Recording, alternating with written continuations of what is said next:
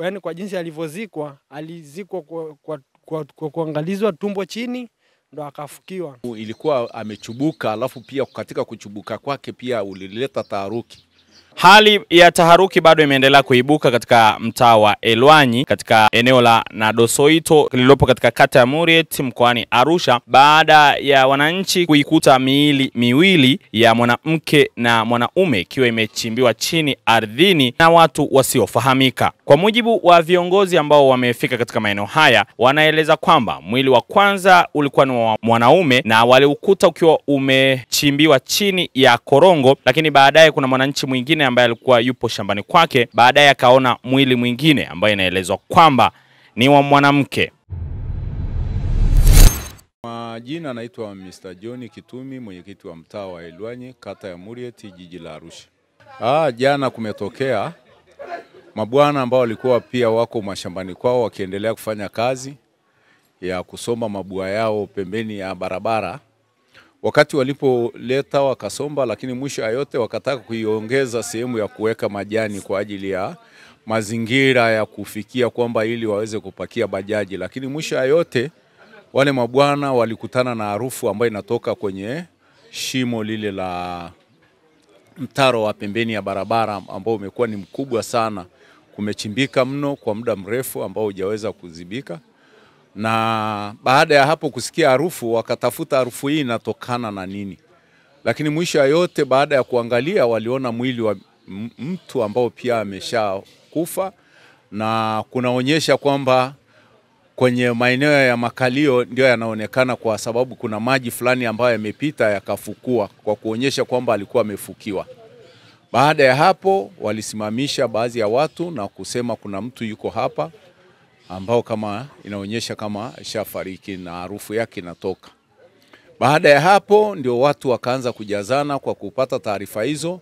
Waliendelea kujazana pale na sisi wenyewe tulipewa taarifa kwamba njooni wenye viti au viongozi wote kwa sababu kuna tukio liko hapa. Tulipofika pale tuliendelea kutoa taarifa kituo cha polisi cha Muriet kwa mkuu wa kituo, naye mkuu wa kituo pamoja na polisi kata walichukua hatua ya kuja na gari na kuja kuchukua mwili, na baada ya hapo walikuja wakapakia mwili kwenye gari wakapeleka mochwari kituo cha afya cha Muriet.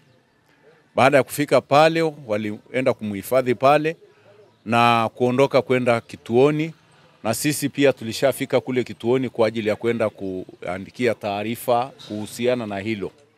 Baada ya hapo ya hiyo taarifa, wakati ninamalizia kusaini mwisho, ndio tena nikapigiwa na kijana mmoja ambaye anaitwa Festo Charles kwamba wananchi tena wameona mwili mwingine ambao umefukiwa, lakini wanaona kwamba ni kama mwili lakini bado hawajaamini kwa sababu waliona tu udongo ambao pia umeonyesha kama kuna kitu wamefukia.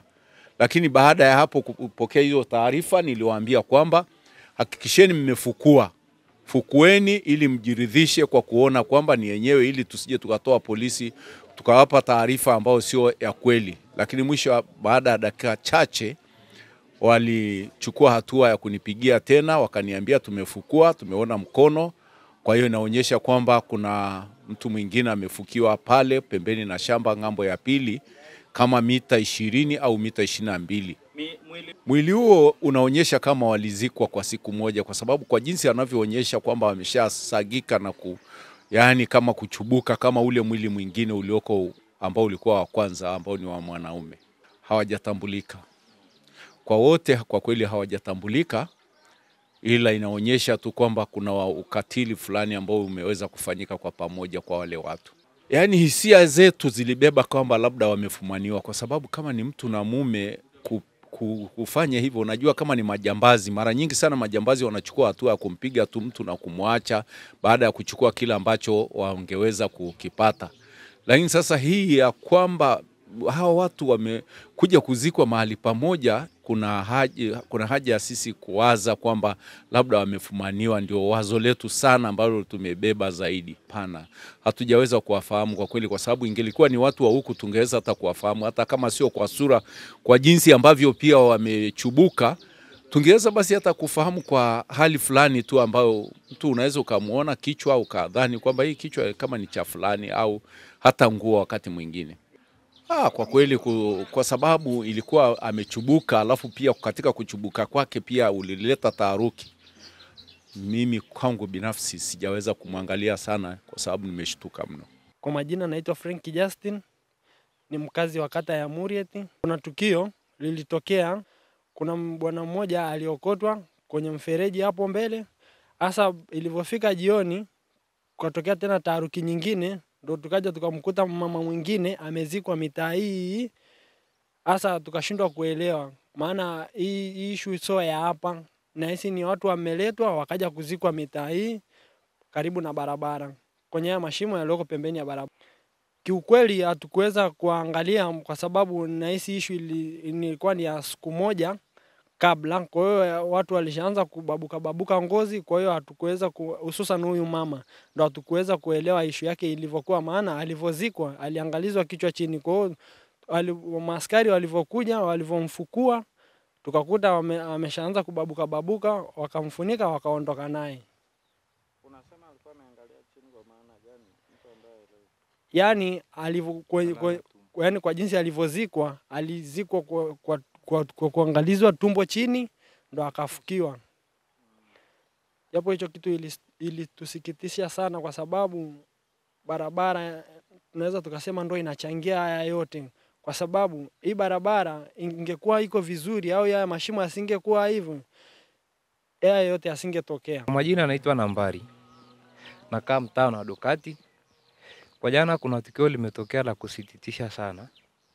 Ila yote watu walifukuliwa, mama na mbaba, lakini pia kinachochangia ni barabara yetu.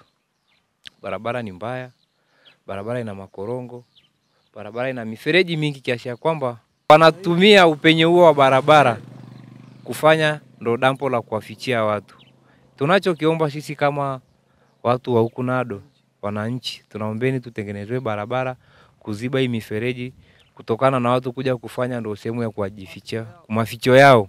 Baada ya taarifa hizo, askari wa jeshi la polisi walifika katika eneo hili na kuichukua miili hiyo kuipeleka katika chumba cha kuhifadhia maiti kwa ajili ya uchunguzi zaidi, na bado jeshi la polisi halijatoa taarifa ya kwamba miili hiyo ni ya kina nani, lakini tutaendelea kufuatilia ili kuweza kupata taarifa zaidi kuhusiana na tukio hilo. Ripoti za AyoTV pamoja na millardayo.com. Hapa na ripoti kutoka Arusha.